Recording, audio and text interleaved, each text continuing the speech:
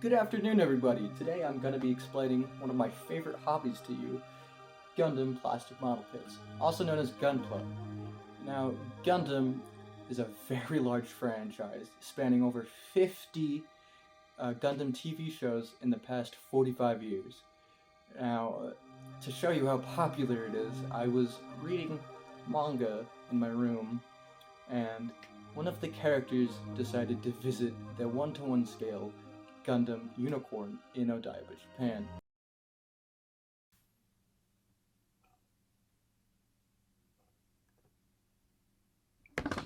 What the fuck? If that doesn't show you how popular it is, then what if I told you that there were actually 3 1-to-1 scale models of Gundams in Japan? Which has to be the weirdest thing to build, but hey, it's Japan. They do whatever the hell they want. Now, Gundam was released in 1979 with Mobile Suit Gundam. Who would have thought? Now, when it first released, contrary to what you might believe, it wasn't that popular when it first released. So much so that Sunrise, the producers of the show, decided to cut the 50 episode run down to just 43 to save on money and to cut down on time. Around the same time, Bandai Namco was given permission to use the Gundam IP to make toys, and they decided to make the very first Gundam plastic model kit, which was of the iconic RX-78-2, which looked like this. This kit released in 1980, and let me tell you, it was a hit with people. It was very popular and very successful.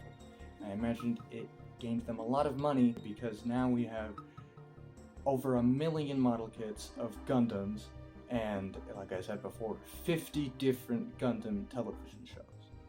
Now moving on to the more nerdy part of this video. Modern day Gundam kits come in 4 different grades. These grades refer to the detailing, the scale, and the difficulty of each grade. From smallest to largest, we have high grade, real grade, master grade, and perfect grade.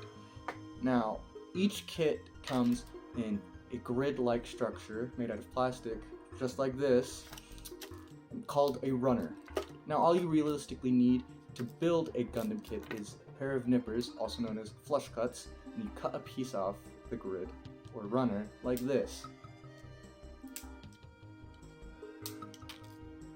Voila! My table decided to just fall over, so back to what I was saying. You take the piece that you cut out, and you get the other piece that you're going to put it into, and boom, snaps in like that. You do this until you have a Gundam. That's basically it.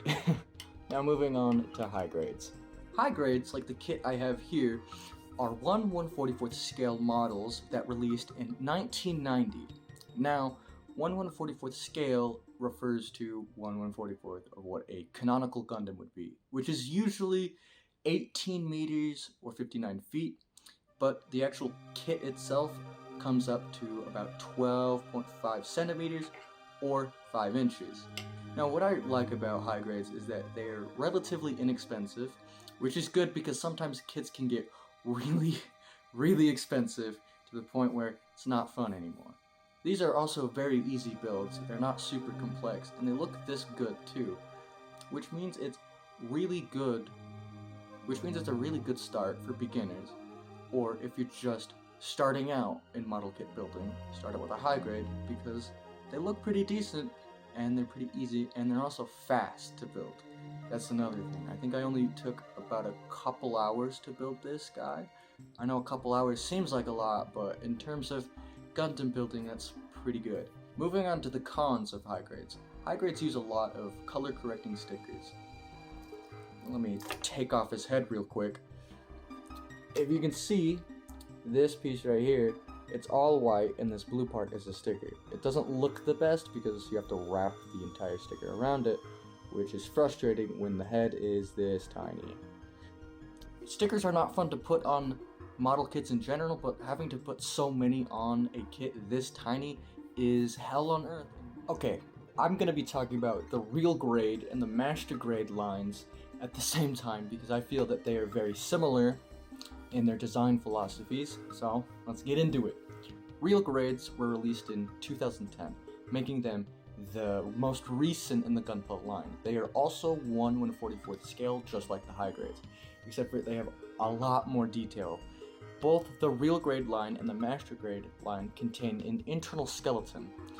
Now, to give you a little bit of a demonstration of the internal skeleton, I actually removed the real grade that I have.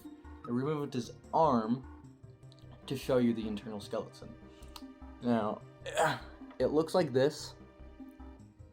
They're very intricate, very small, and if you have big fingers like me, then it's a pain in the ass to actually put it together, but for the most part, I really like how detailed it is. Now, for the posability, you can move this joint up like this, and then down like so. You can push the entirety of this joint right here down like so, and there's even a little bit of articulation in the wrist, which is very weird to see. And it's crazy to see this amount of detail put into kits this small. Now, moving on to the Master Grade line. Master Grades were first released in 1995. Now, these kits are a little bit bigger, as you can see. This is 1/100th scale, and it stands at 18 centimeters, around 7 inches on average. The thing I really like about Master Grades is the amount of detail that they put in and how big they are. These are very big kits and they have a lot of detail. They take a long time to build, which I really like. When I was in the hospital getting treated for cancer, I built those two Master Grades over there. I really liked how long it took because it took my mind off of having cancer for a really long time, which I was glad about. But also the build process of Gunpla is really fun. I usually put on a TV show in the background so it's not awkwardly silent, because I hate awkward silence. Master Grades are my favorite line because of the amount of detail and how big they are, but I really like real grades too. The only thing I don't really like about specifically real grades is that if you're trying to buy real grades, you have to be really careful of what year you buy it, because depending on the year that you buy a real grade, the joints will kind of suck. The more recent kits have better joints than the older kits, and the same goes for Master Grades too. But I feel Master Grades, the further back you go, you have to deal with joints, and you also have to deal with dumb gimmicks. Now, a big factor in getting these kits is the price. Sometimes they can be really pricey depending on the year and what Gundam kit you're getting. But on average, you could probably find a real grade for $25 and a Master Grade for $35. Moving on to perfect grades. I don't actually have a perfect grade to show you, so I'm just going to use pictures. As you can see by the price, that's the main reason why I don't have a perfect grade. $235 for a model kit is insane, which is probably justified because they are 1/60th scale, which means they're around 18 centimeters or 13 feet. There's not a whole lot I can say about perfect grades other than they're expensive. And because the release between perfect grades, there is a big gap in technology, so the kits are kind of hit or miss, which is kind of disappointing because they're supposed to be the pinnacle of Gunpla. And that's the end of the video. If you have any interest in anything I said, go pick up a kit. You won't regret it.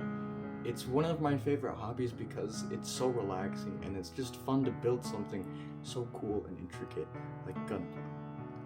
Sources will be in the description and also on screen after this. Anyway, have a good day.